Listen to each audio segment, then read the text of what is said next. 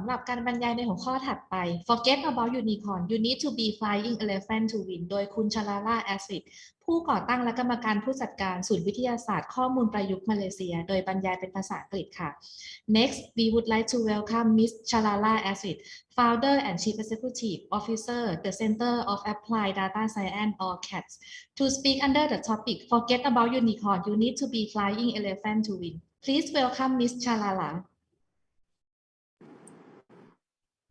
Sawadika, Thailand, and thank you, Delta, for such a warm welcome. As per the introduction, right, my name is Sharala Axryd, and today the topic that I'm going to, excite you at this 2 p.m. in Thailand time is about, forget about becoming a unicorn and you need to become a flying elephant. Now, let's talk a little bit about unicorn, right? Everybody in ASEAN, in the world, as a startup would aspire to be a unicorn. And unicorn is a company that's valuated more than $1 billion. Now, if you look at it, all the organizations in globally cannot and shouldn't think about becoming a unicorn. What we do really need to think about is guiding our companies to become a flying elephant. And I hope within the next 30 minutes, I would be able to convince you or guide you or show you why each and every one of you who work for an organization, who lead an organization, or even own an organization, need to think differently about how to stay relevant. With that, Ben, can I have the next slide? One of the biggest challenges that we have in the 21st century is that we are trying to solve the challenges that we have today with the 20th century thinking and framework, right? I'm born in the 70s and I've been brought up by parents who have gone through the World War II. So we have set a way of thinking and schooling and the environment that we are adapted with, and we are so set in that with the challenges that we get in 21st century, we cannot apply those thought process. And there's a little bit of cartoon strip here that kind of says that how we oppose a lot of changes because we are older, we know better, and we have survived this long, so we do not make changes that industry 4.0 and worse more the COVID-19 has brought to this part of the world. Yeah, next slide, Ben. When I cannot really honestly start today's presentation without talking about the COVID pandemic. Yeah, I mean, it's tiring, but it needs to be mentioned, especially in my topic about digital transformation and what we need in terms of talent. Now, as Thailand and as I talk about ASEAN has a great opportunity, great potential to become the 4th largest GDP by 2025. If we at all embrace the digital economy, that could contribute to $1 trillion more for the ASEAN economy. Can you imagine that? And what is even more exciting to know is ASEAN has the 3rd youngest workforce after India and China, perfect for the digital economy. But what is the sad news is the World Bank has said clearly that the main reason that ASEAN will have challenges from becoming the 4th largest GDP is having the talent. Skilled IT talents in this part of the world has become crucial because that will hinder any organization to stay relevant. Forget about being a unicorn, even forget about being part of that flying elephant. Yeah. So I've got to talk about this because we're talking about a $3.1 trillion GDP that we could potentially harvest from.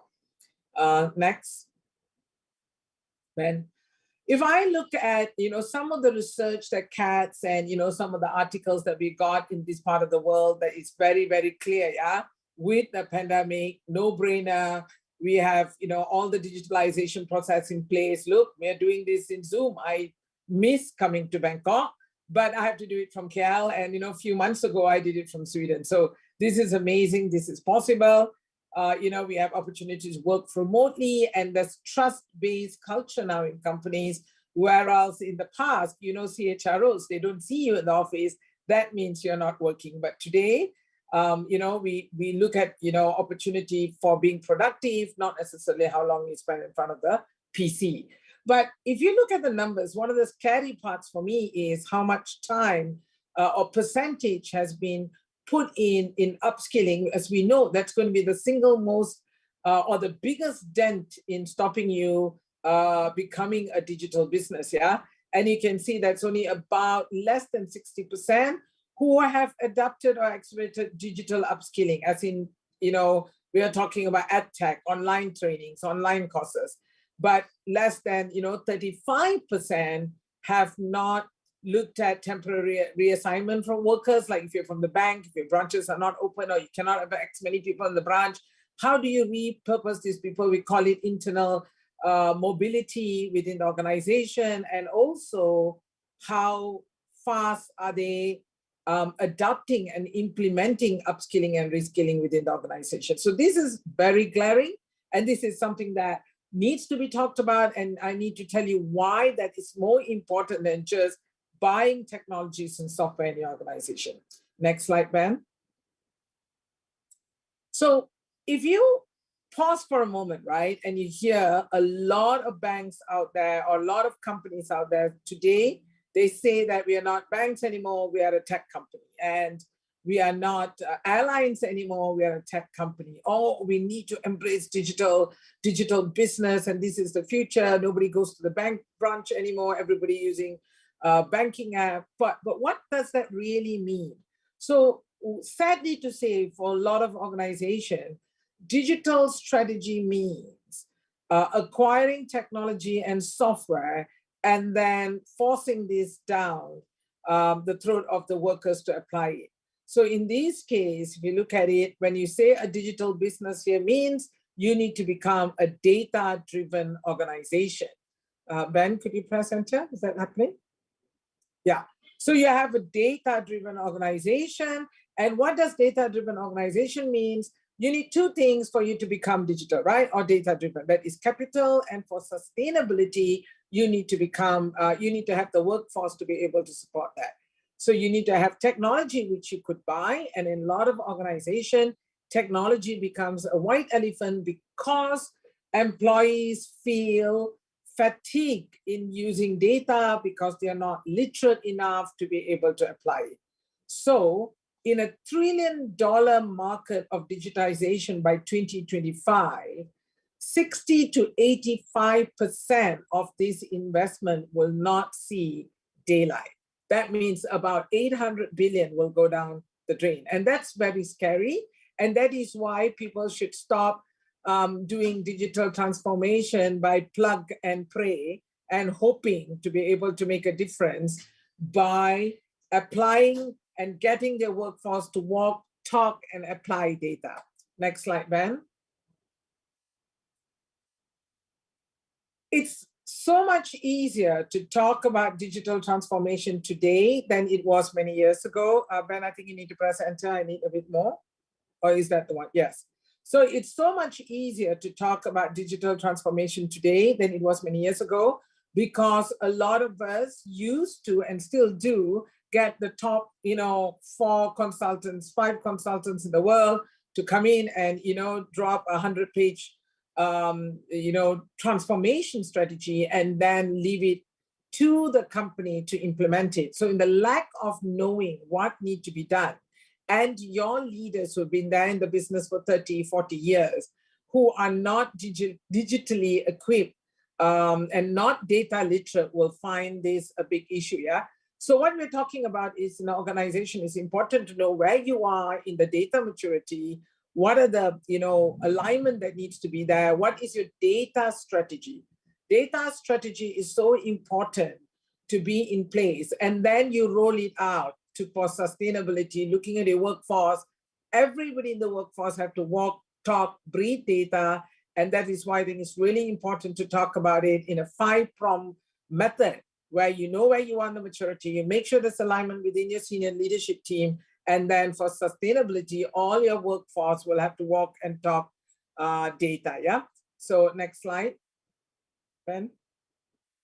So as I talked about strategy, it is so important to address the fact that it has to be a digital analytics and AI strategy where it has clarity that it's not about buying a technology or implementing a software and hoping that your workforce will adapt it. And this is proven that 14% of your workforce will not use the technology that you have bought if they are not data literate, and 36% of your workforce will find alternate ways and methods to get the problem solved without using the technology you have bought. So this is why almost 50% of your workforce would be hurt by that.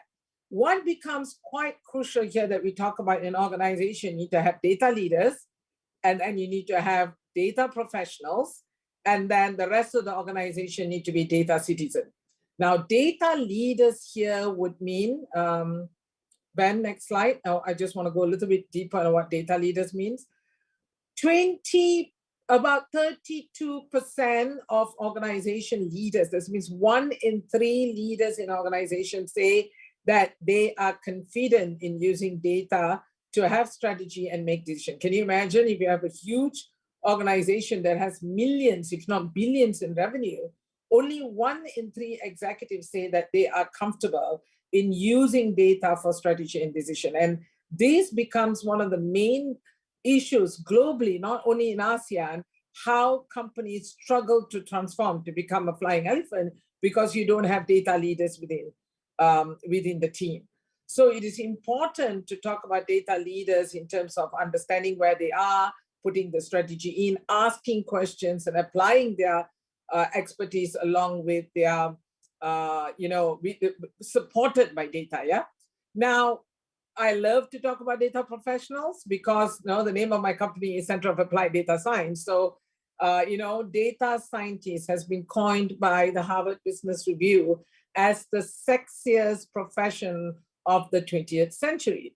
Now, there's a reason for it, right? I mean, they're so highly sorted, they're so in demand that, countries are producing so many of them, yet we predict that it will never be enough. So there will be always a chase and need to get data professionals. We're talking about data scientists, data analysts, data engineers who are highly skilled technically to be able to do amazing programming and modeling and prediction models and all that. But I have to be clear, a few points that I need to get across, that digital literacy is not data literacy, and data literacy is not about data science. Even data professionals need to become data literate because they have to make sense of all the skills they've applied in the model and all that, if that makes a valuable outcome for the business. So this is radical, but when I say it, it's very offensive to the data professionals, but it needs to be said. Data literacy is totally different, and it's for everyone, including kids in school and university graduates that need to look at.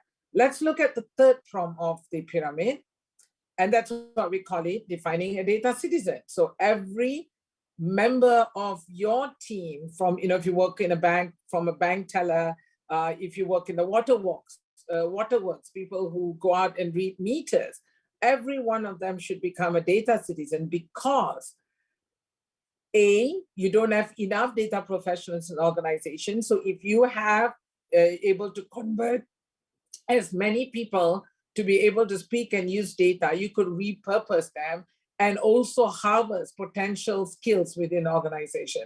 So I'm going to show you in the next slide a small diagram on how you could actually potentially use that in your organization. So if you have a workforce, and let's say you have 1,000 employees, so it's important to cast the net and look at the whole data literate workforce. And then from there, you should be able to look and see whether you can get some of them repurposed to be able to use data on a daily function, or some of them who could become highly skilled to become data professionals. And while you do that, it's also important to look at how you want to look at your management leader team, that's data leaders. And also, since data professionals are so hard to come by, poaching is quite common, and how do you build career ladder for them so that you can actually keep them? And these are some of the simple ways that you could actually implement them. And there's software out there, and you can use that to be able to monitor this workforce and ensure that everybody walks, talks, speaks the same language that is the data language. Ben, next slide, please. I would like to share a small story here about Grab. Now, we talked about unicorn, and in the world, I think there's about 600 odd unicorns that contributes about $2 trillion to the global economy. But Grab is one of our favorites in ASEAN, who successfully took over the fight with Uber, yeah? But what is interesting and why I want to talk about Grab is not only they're a unicorn, they're already a digital platform. They have recently started believing in upskilling their workforce. And that is why I think it's important having their drivers, their riders, and their vendors to be able to upskill and repurpose their knowledge to become a better contributor to an already a digital platform. So this is what I'm saying, that if a digital company, a unicorn, is already looking at every single member of their organization become data literate, what more for traditional businesses that has to do it, and not just think that, you get a data science team and then that's it, you can now become a digital business. It doesn't work that way. And that is why the failure rate is so much higher if you don't get a workforce that's data literate, yeah? Next slide, Ben. So I touched slightly just now about the first phase of becoming a data-driven organization. Let me now define with y'all what does it mean when I say data-driven? Like, oh my God, is it, data-driven means I have to get data scientists and I get technology and I hope for the best? No, there's 6 pillars that's absolutely critical and essential in your organization that you look at to have a data analytics and an AI strategy. And that means having clarity in being able to put a strategy along with data leaders and leaders who are data literate, yeah?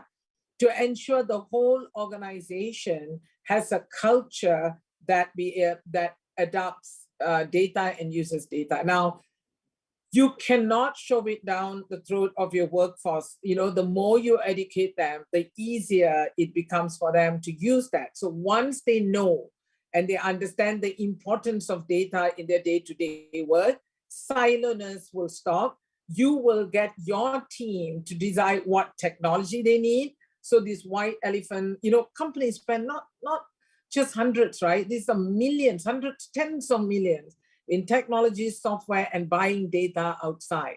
So that is why knowing what technology to buy, what data to purchase, all comes from internal and not from a consultant outside. Talent will have to have the right skills to upskill. Hold on, Ben. Yeah.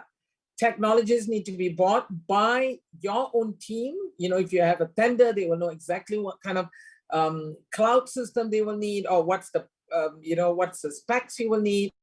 And data, I always tell people, your internal data is really good. I mean, an Excel 1,000,000 line columns is pretty powerful.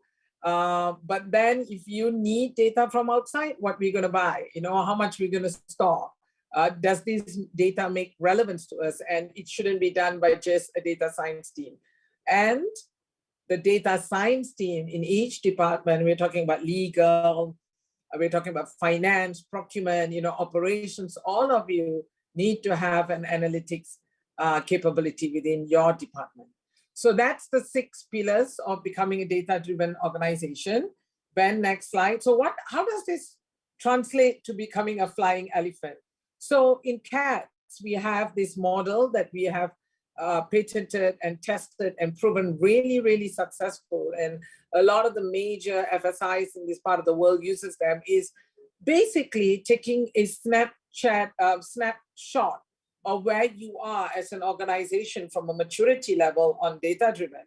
So we use the analogy of an elephant because, elephant represents the mammoth of strong, resilient, hardworking, and that's what most organizations in this part of the world are. You know, they've been there for so long, they have tens of thousands of employees, but then with this Industry 4.0, digitalization, that makes it almost impossible for the elephant to stand, walk, run, or even fly. You know, that's a mythical animal, but having said that, you need to have every pillar of your organization to walk and talk the same language.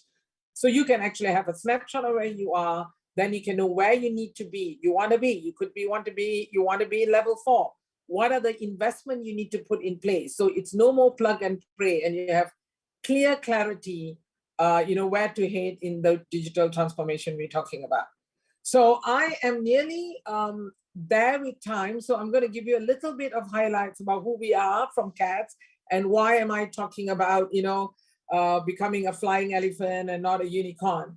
Now, CADS is a talent intelligence tool whereby we started with a very clear vision and purpose when, you know, in 2014, where we wanted to make sure that we future-proof the world, especially in this part of the world, as you know, with Industry 4.0 happening, we could lose a lot of jobs. And I wanted to make sure that we could provide a skilled talent capability so we could have a high income workforce in ASEAN. So making sure that nobody is left behind, as long as you have your internet and a phone, you should be able to have access to education and skills. So the only way we're going to do that is to be able to empower companies to adopt data-driven model and then enable their workforce for sustainability. We are in 6 countries in ASEAN because, you know, I'm from Malaysia, close to home. And today I'm very excited Digitech allowed me to do this and do this sharing with Thailand. We have more than 80 employees in this part of the world, and our platform has more than 300 companies that's using it, with more than 15,000 in data professionals accessing our paid and free content on the platform. Yeah. I think I'm at my last slide, Ben. So how does our platform look? And if you look at the rubric here, that's for any individual that would want and interested to adopt data literacy and say, where do I begin? What does this mean? Do I need to know programming? You could come to our platform and it's for free. And we're doing Project 2100 along with our partners here to have as many young, you know, anybody from 16 above, fresh grads to come in. And if you already have the expertise, we will be able to match you with jobs, not only in Thailand, but anywhere in ASEAN. We have a lot of partners from Petronas to Gojek to Axiata Group that would want to hear from you. So it's fantastic. And if you look at the enterprise version that you see, Celtic and the DDO, any company that would like to know where we are on the maturity level and how do I get to the point that I could become a walking or a flying elephant, you could always get into the platform and check that out. What we do think we are unique, you know, we do not have anybody else doing data literacy out there, is we have governments in each country that be able to sponsor, because in order for you to adopt data literacy or digitalization, you cannot, you know, an organization, an enterprise cannot do it on their own, and they need government to come in to help subsidize, to support and give tax incentives. And we also do that matching for companies that comes in different part of this region. Okay, that's a little bit about our platform. So I would like to thank all of you to, you know, for taking the time to hear me out that, you know, we should, you know, demystify all of us wanting to become unicorn, because the unicorn is only possible one in a, you know, a million, but everybody should try to become a flying elephant. So with that, thank you. And over to you, Delta. Thank you so much, Ms. Sharala. I believe I can fly right now. You have an excellent platform and information. Now we on the Q&A section. Please allow me to read some questions from our audience to you. With the question 1, what is the difference between data and analytics and data science? What is the difference? Right. So, okay. So this is between the, if I understood correctly, they are talking about data professionals, right? They're talking about data analysts and data scientists and data engineer. Now, data scientist is usually the pinnacle of the whole data professional world. Data analysts will get the data, they will probably run some algorithm and to be able to analyze the data. A data scientist should be able to do more than that, to look at where you can source the data, ask the question and find the answer. So that is why data scientists become one of the sexiest profession in the world. So yeah, I hope I answered that. Wow, the It's a little bit sexiest. more harder. Yes. Okay, for the next question, how do you clean the data? Oh, you know, this question has been there, oh my God, like years, ever since I started it. People talked about cloud solution, Hadoop, doing parallel processing and all that. But I think today there's so many tools out there that can help do cleansing. That data engineers have become always a lot more sorted out than data scientists, because what you talk about cleansing and all that. But today, data engineers are needed more for machine learning and AI. So if you're talking about data cleansing, there's a lot of tools out there, but I think more so it's about understanding where to get the data. Is the data relevant? And storing data has also become very expensive nowadays if you don't apply machine learning and AI to continuously clean those data. Yeah. Okay, Ms. Sharala, thank you for today, and thank you for sharing your knowledge and useful information to us. And for other questions from audience, we will send to you, and Ms. Sharala going to reply back to the audience by the email. Thank you for today. Thank you so much. Sawadee ka.